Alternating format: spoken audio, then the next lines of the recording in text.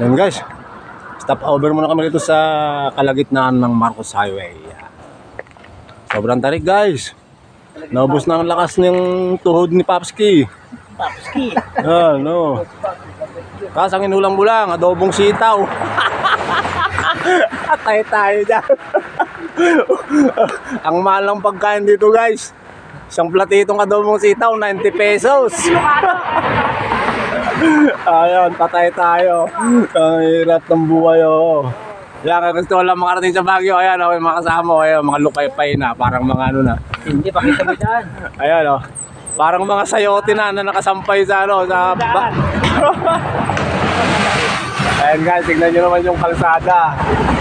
Parang pader. Ayan, oh. Parang pader, guys, oh. Hindi ba naman di manlulupay-pay dyan, oh. Ayan, para na kami mga sayoting lanta. Ayan, oh.